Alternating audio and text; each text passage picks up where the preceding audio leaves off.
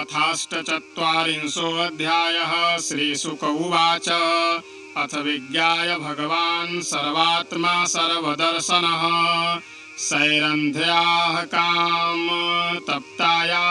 प्रियमिच्छन् गृहं ययौ महार्होपस्करेराढ्यं कामोपायोपबृंहितं मुक्तादामपताकाभिर्वितान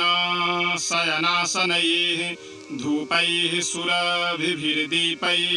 स्रग्गन्धैरपि मण्डितम् गृहं तमायान्तमवेक्ष शासनात् सद्य समुत्थाय न हि जातसम्भ्रमा यथोपसंगम्य सखेभिरच्युतं सभाजयामास सदासनादिभिः तयोद्धवः साधु तयाभिपूजितो न्यसीददुर्व्यामभिमृश्य चासनम् कृष्णोऽपि तूर्णं शयनं महाधनं विवेश लोकाचरितान्यनुव्रतः सामज्जनालेपदुकूलभूषणस्रग्गन्धताम्बूलसुधासवादिभिः प्रसादितात्मोपससार माधवं सव्रीडलीलोत्स्मितविभ्रमेक्षितैः आहूय कान्तां नवसङ्गमह्र्या विशङ्कितां कङ्कणभूषिते करे प्रगृह्य शय्यामधिवेश्य रामया रेमेनुलेपार्पणपूर्णदेशया सानङ्गतप्तकुचयोरुरसस्तथा जिघ्रन्त्यनन्तचरणेन रुजो मृजन्ते दोर्भ्यां स्तनान्तर्गतं परिरभ्य कान्तमानन्दमूर्तिजिहा मूर्तिमजहादतिदीर्घतापम् शैवं कैवल्यनाथं तं प्राप्य दुष्प्रापमीश्वरम् अङ्गरागार्पणेनाहो दुर्भगेदमयाचत आहोस्यतामिह प्रेष्ठ दिनानि कतिचिन्मया रमस्व नोत्सहे त्यक्तुं सङ्गं तेऽम्बुरुहे क्षण तस्मै कामवरं दत्त्वा मानयित्वा च मानदः सहोद्धवेन सर्वेशः स्वधामागमदर्चितम् दुराराध्यं समाराध्य विष्णुं सर्वेश्वरेश्वरम् यो वृणीते मनोग्राह्यमसत्त्वात् कुमनीस्यसौ अक्रूरभवनं कृष्णः सह रामोद्धवः प्रभुः किञ्चिच्चिकीर्षयन् प्रागादक्रूरप्रियकाम्यया स तान्नरवरश्रेष्ठा नाराद्वीक्ष स्वबान्धवान् प्रत्युत्थाय प्रमुदितः परिष्वज्याभ्यनन्दत ननाम कृष्णं रामं च स तैरप्यभिवादितः पूजयामास विधिवत् कृतासन परिग्रहान् पादावने जनीरापो धारयच्छिरसा नृप अर्हणेनाम्बरैर्दिव्यैर्गन्धस्रगभूषणोत्तमैः अर्चित्वा शिरसानम्य पादावङ्कगतौ मृजन् प्रश्रयावनतो क्रूरः कृष्णरामावभासत दिष्ट्या पापो हतः कंसः सानुगोवामिदं कुलं भवद्भ्यामुद्धृतं कृच्छ्रादुरन्ताच्च समेधितं युवां प्रधानपुरुषौ जगद्धेतु जगन्मयौ भवद्भ्यां न विना किञ्चित् परमस्तेन चापरम् आत्मसृष्टमिदं विश्वमन्वाविश्य स्वशक्तिभिः ईयते बहुधा ब्रह्मन् श्रुतप्रत्यक्षगोचरम्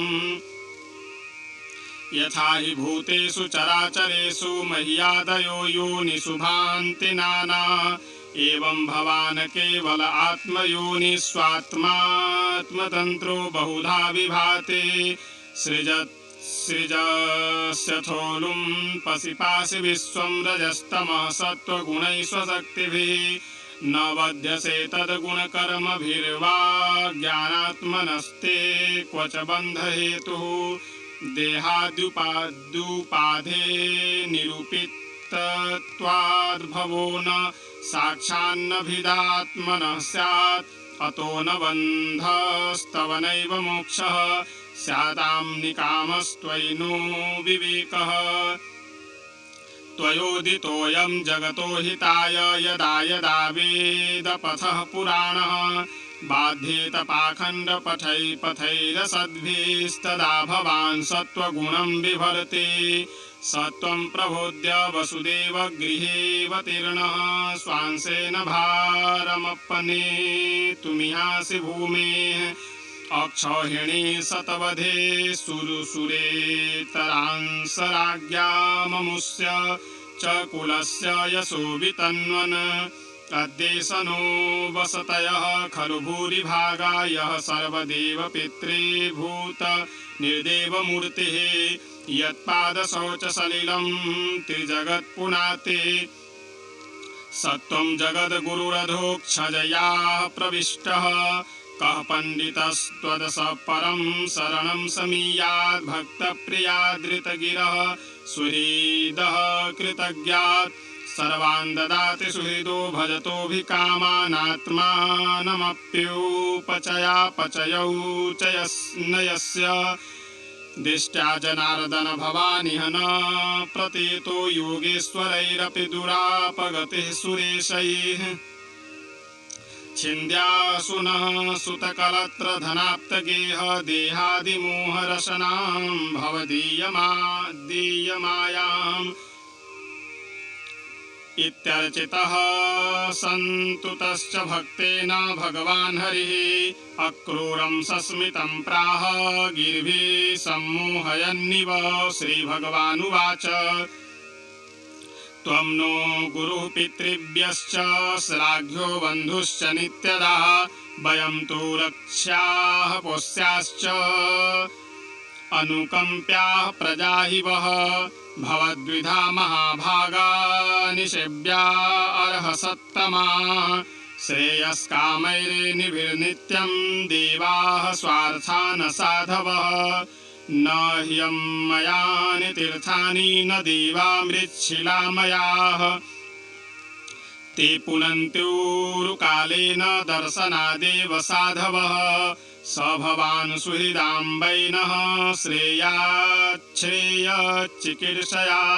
जिज्ञासार्थं पाण्डवानां गच्छस्व त्वं गजाह्वयम्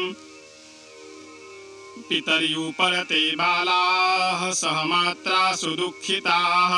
आनीताः स्वपुरं राज्ञा वसन्त इति शुश्रुम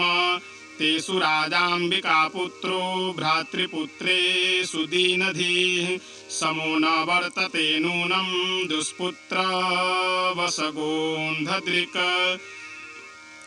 गच्छ जानीहि तद्वृत्तमधुना साधु वा विज्ञाय तद्विधास्यामो यथा संसुहृदां भवेत् इत्यक्रूरं समादिश्य भगवान् हरिरीश्वरः सङ्कर्षणोद्धवाभ्यां वै ततः स्वभवनं ययौ इति श्रीमद्भागवते महापुराणे पारमहंस्यां संहितायां दशमस्कन्धे पूर्वार्धे 48 अध्यायः।